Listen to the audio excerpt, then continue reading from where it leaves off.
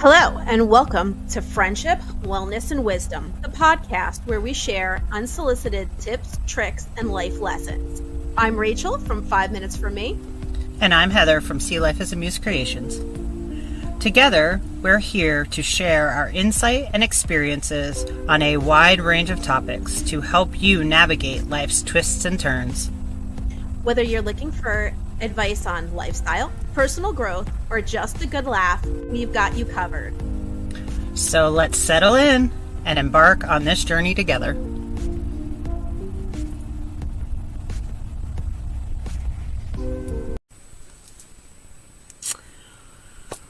We are on week 2 of Friendship, Wellness, and Wisdom with Heather Rogers from Sea Life as Muse Creations and Rachel Vaglio from 5 Minutes for Me. It's so nice to be back. Yes. Our first episode was, it was choppy, but good. You know, we're getting our feet wet. We're trying to find our rhythm. Yes. The thing that you need to know about me and Rachel is we are lifelong friends. We've been friends since 8.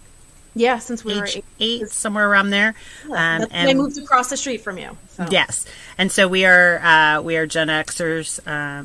We are a little older, and so from 8 until now, it's been a very long friendship, family element, and so the great thing about us is that we have moved apart.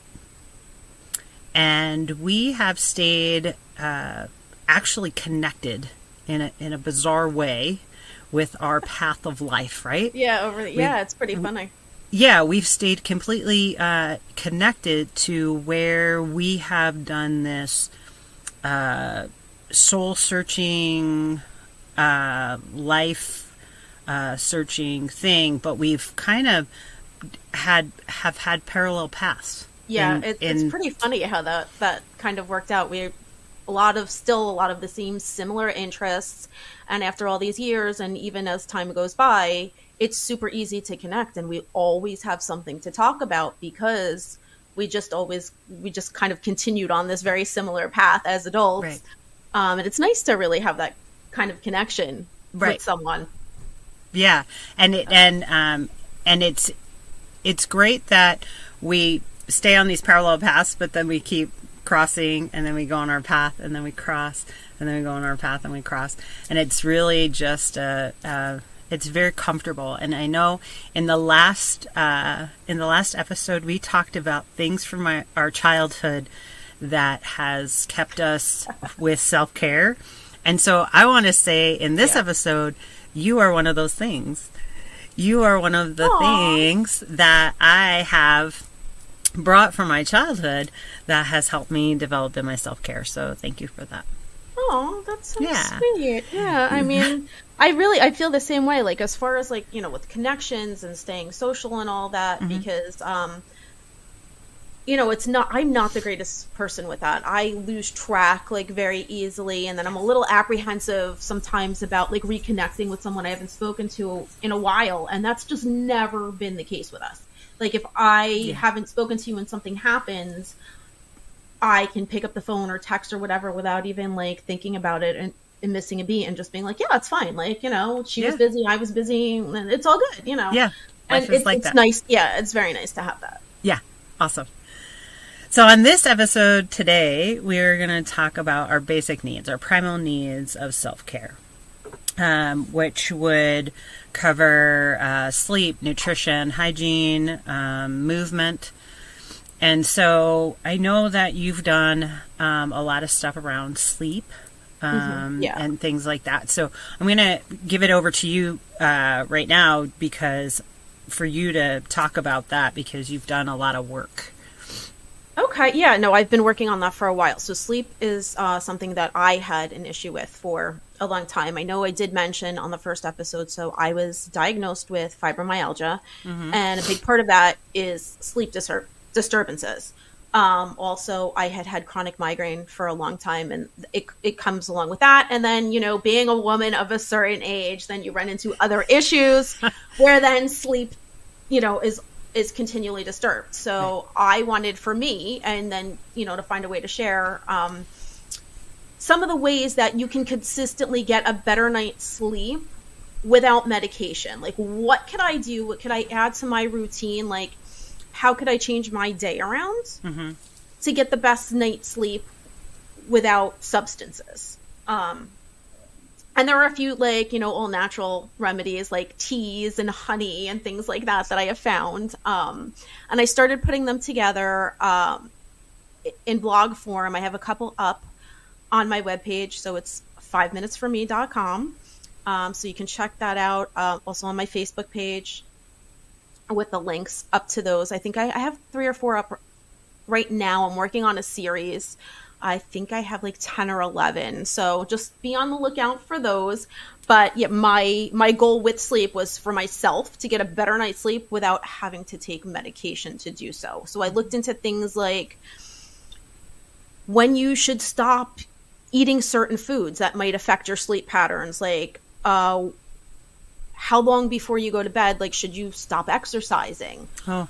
What are some activities that are actually great to do before bed to help you kind of slide into that relaxation, right, and get better sleep? And I'm going to tell you, for the most part, with everything that I did, obviously you want to stay away from caffeine, like foods that contain caffeine, coffees, alcohol before bed. As much as you think that it would help you go to sleep, it will help you fall asleep, but it'll wake you up in the middle of the night, which is something a lot of people don't think about. So you don't get the straight sleep. Right. So you fall asleep initially, but then it wakes you up within the middle of the night, which I thought was great. So I have at what point before you go to sleep should all of these things stop? Like you should stop eating like 4 hours before you go to bed so that your digestion is done. Right. So that you stop drinking so that your body can process like alcohol. Caffeine, you should really stop much, much earlier in the day. Otherwise, again, you may fall asleep, but it might wake you up in the middle of the night. And the biggest thing with sleep is stress. So finding ways throughout the day, obviously, to keep yourself relaxed and de-stressed really help you fall asleep. So gentle exercises, nothing overly active, super helpful. You don't want to be on social media, watching TV, like delved into your computer, because all that can add, just to the stressors. So relaxing, listening to calm music, meditation, reading, all great activities to do before getting a good night's sleep. I have so many things, and I feel like I'm just shouting them out there. No, you're good. You're good. Okay. I think for me, I'm not a good sleeper. I have never been a good sleeper. I think my lifestyle dives into why I'm not a good sleeper. I don't think it's really necessarily things I eat so much anymore, right? But in all reality, I don't drink. I don't do a lot of those things. But the reality is my life is super busy, and so I try to pack as much as I can in a day, and then my brain doesn't shut off. And so I think of all the things that I could be doing. I sometimes look at sleep as a waste of time. Right, but it isn't. So I know it's not. Your body actually, that's when it repairs itself. Yes. That's when it processes your absolutely thoughts. And it's so necessary. Yes, but the great thing about us reconnecting, right? So I had talked to you about sleep, and I said, since the boys were little, my kids are older now. I mean, my oldest son is 30. And so the thing about sleep is I keep the same, or did keep the same sleep schedule from when they were kids. Oh my God. So I kept that 4-hour sleep schedule from when they were kids.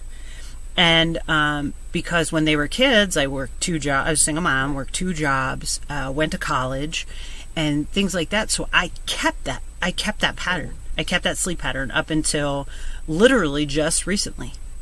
Yeah. See, I cannot function at all. Yeah. With that little amount of sleep. So it was important to me because I wanted to function. Yes. But, and so this is the interesting piece. This is very interesting. So, the interesting piece is I get way more sleep now than I have probably ever received, other than when we were teenagers and we would just sleep the day away, right? Yeah. But the reality is, so I get more sleep now, but when I first started getting more sleep, I couldn't function. Yeah. My body did not know how to handle the sleep, which, really throws you off, because we talked about in last episode that self-care is messy, right? Absolutely. But the reality is, like, changing patterns can really throw you off, even bad ones. Yeah, for sure. Like, you're gonna have some adverse reactions sometimes when you're moving into like healthier habits and patterns. Right. Absolutely. Yeah. Absolutely. Like, it can mess with you with sleep, with nutrition, with exercise, right? So we've all had those things kind of, when you start something new, your body's like, whoa, what are we doing here? Yeah. I don't know if I like this. And so, like, I started off with getting, 6 hours sleep, and I said to my husband, I was like, I like want to stay in bed all day. Like, I can't really function. My body is so much more tired now than when I was doing 4 hours. And so, but I kept up with it. And so now it really is nice. And one of the things that I like to do is legs up the wall. That is super relaxed. That's a great one before bed, and I actually have that. I'm putting together a whole exercise component of like what exercises and stretches are great to do before bed, and then that's one of the ones that I do have in there. Nice. And so, like, I do a restorative yoga practice, and then legs up the wall to end.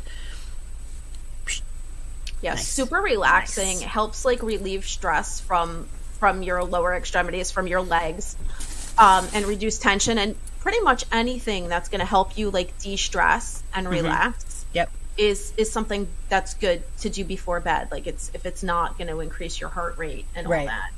Yeah, and I think also to the drainage of the lymph nodes. Absolutely. Really, really helps, because it's relaxing the muscles. It's building up the muscles. It's causing stress and tension.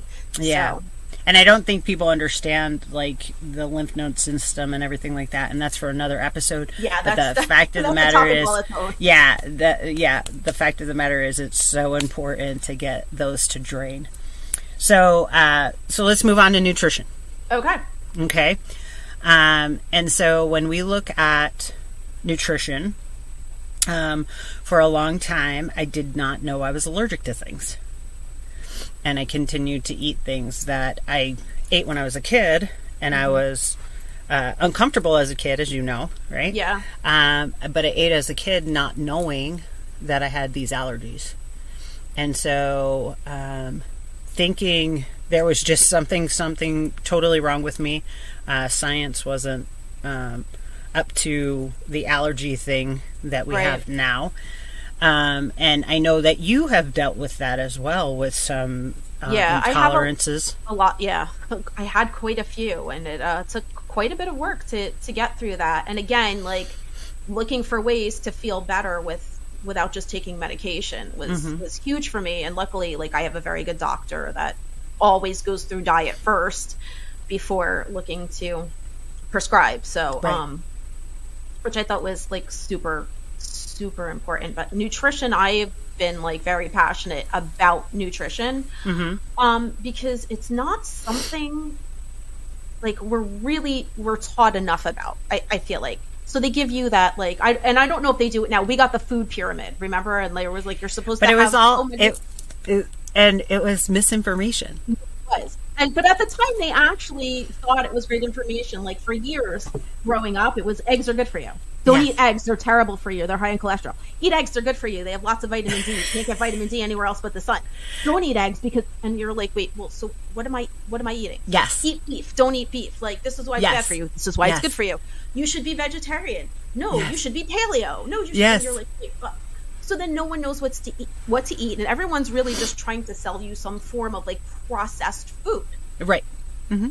Which then becomes the problem. So it's like, it's not really about dieting so much as it's about finding nutrition and foods that actually contain nutrients that will give your body energy. So like, well, what is it? Real food is an ingredient. It doesn't have ingredients. Right. So like, and again, like there was that little trick. It's you shop the outer the perimeter of the grocery store.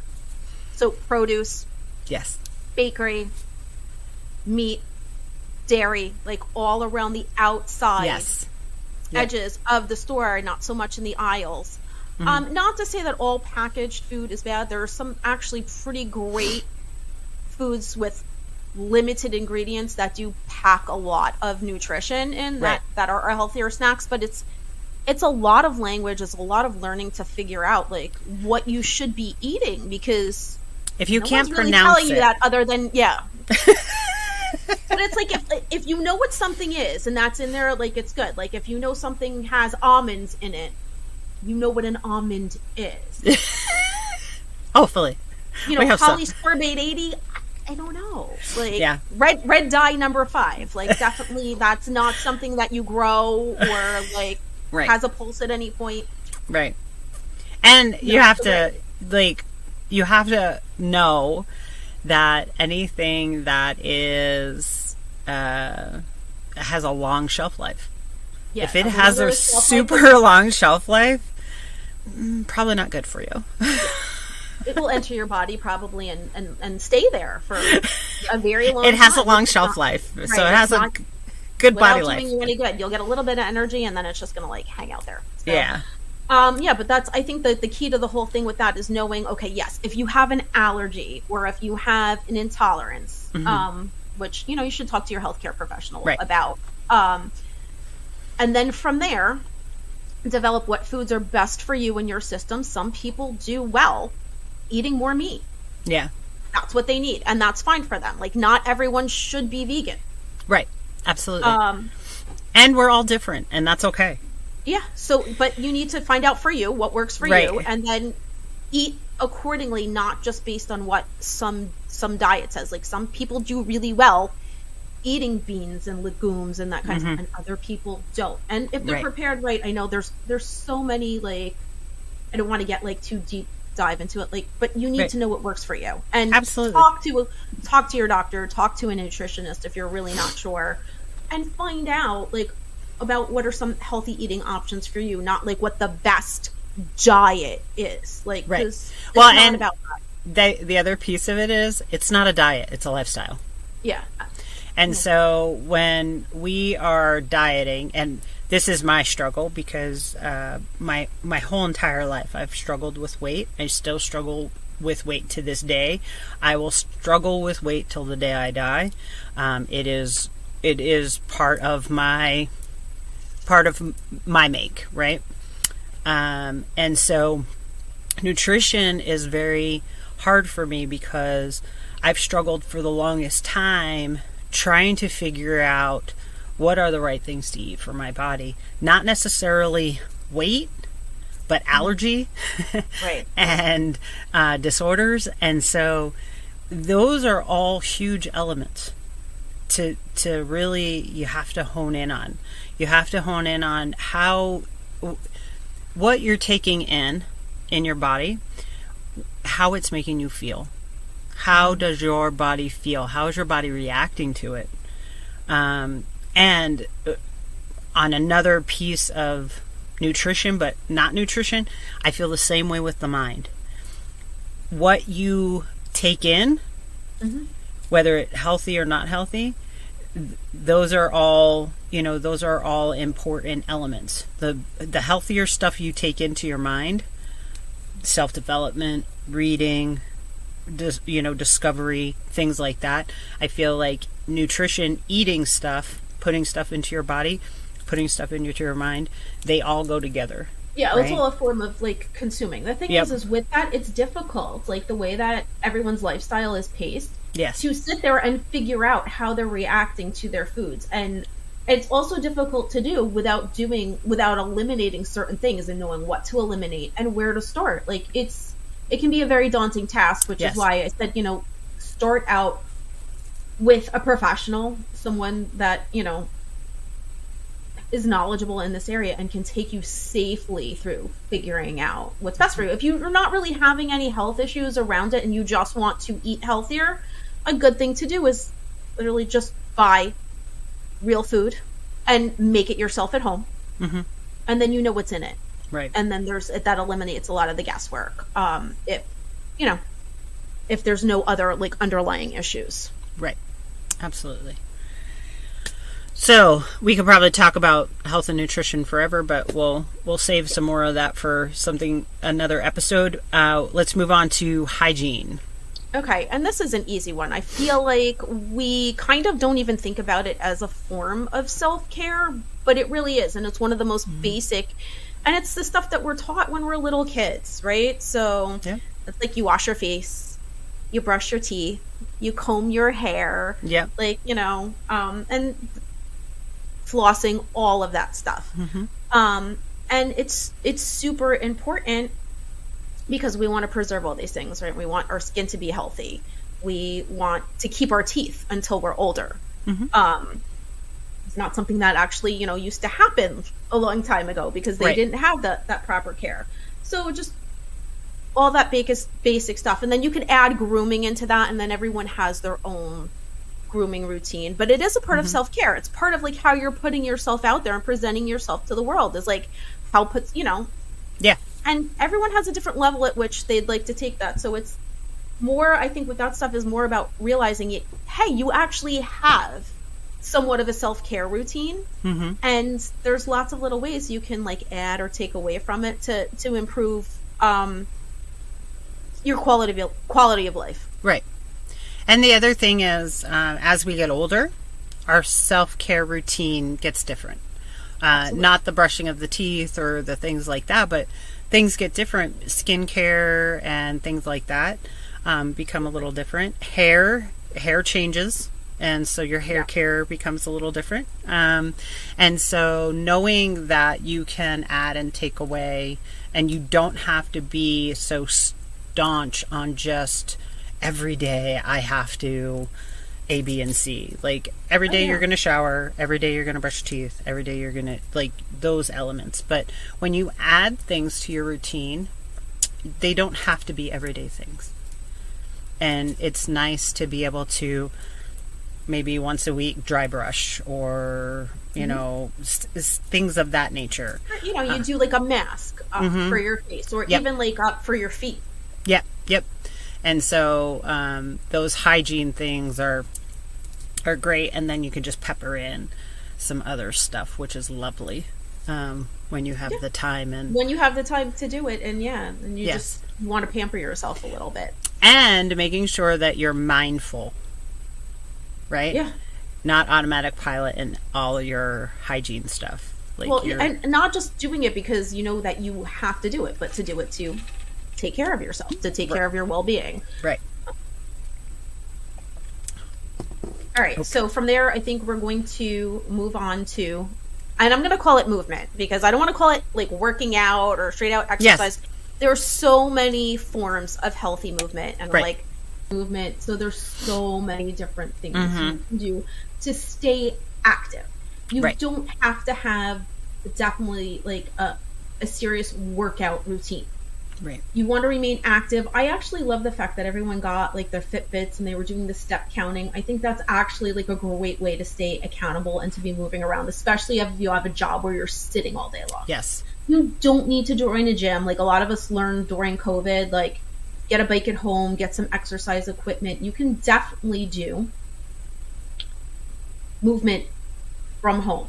And it, as an adult, you could really do like 15-minute increments. You want to do like 30 minutes of activity regularly a day.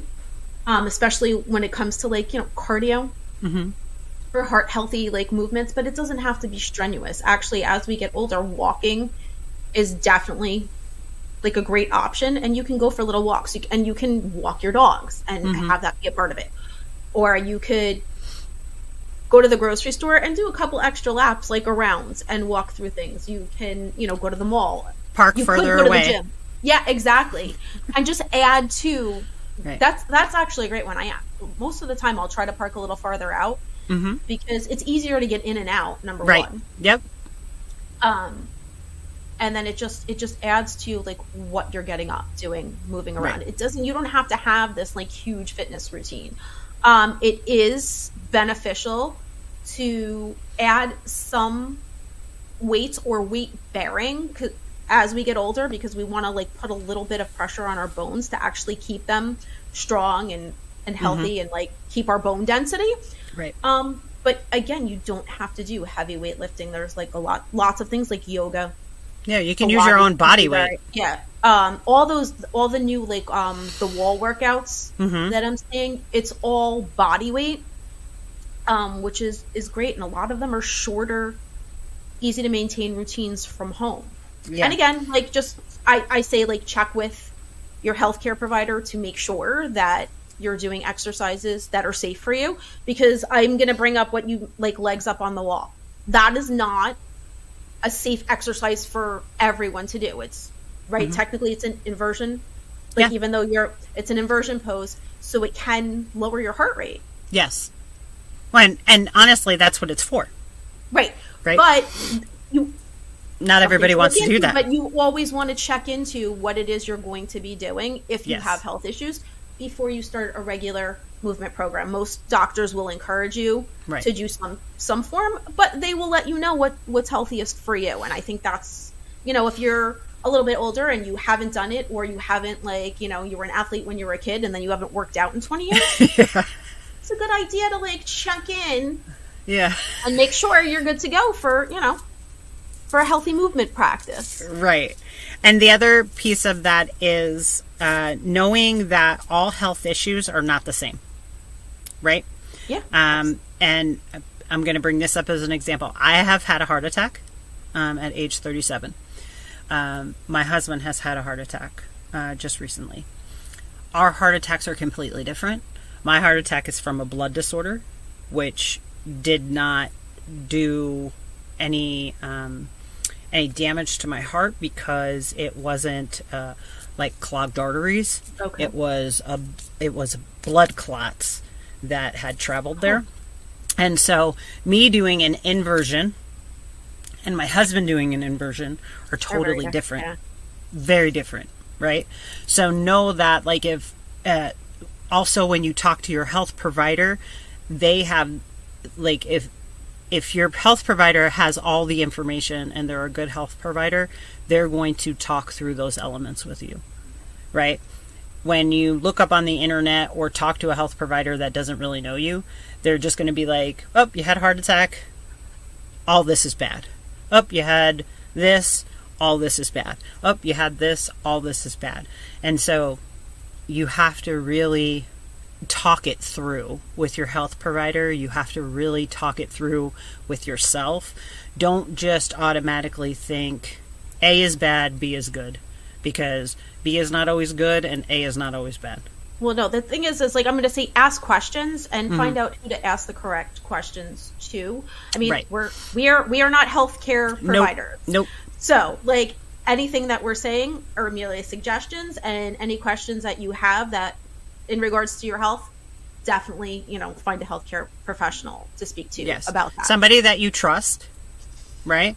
And somebody that you can talk to. You are you. We are we, right? Me and Rachel are totally different people, and her health care, what she does for health and what I do for health is totally different. And it's because we've worked with people to make sure that we're doing the right things for us. So it's not, it's not that. It's never a one size fits all. Yes. Yep. And that's always, for me, that's always the problem with the diet thing. If somebody's giving you a diet, it's like, here's this diet. and it works for everyone. And it's like, no, it doesn't. No, it doesn't. Well, nothing with that too. Like, just nothing is forever. It's your life. Like, so you're going to make choices. You're going to change things, and you want to have a life, and you want to enjoy it, and that's that's important too. Yes. And I think we should stop ourselves very soon, because we can talk about this forever. Yes. And so we're gonna wrap this up. This was even though it was a long episode, it was very quick for us, because I think it just kind of one right after the other. Probably just keep going. So yes, so we're gonna wrap it up, and then hopefully we can discuss more on our next self-care episode, because we have a couple more coming up. So all right. Thank you. Take care. Bye. Friendship, wellness, and wisdom, because sometimes the best advice comes when you least expect it.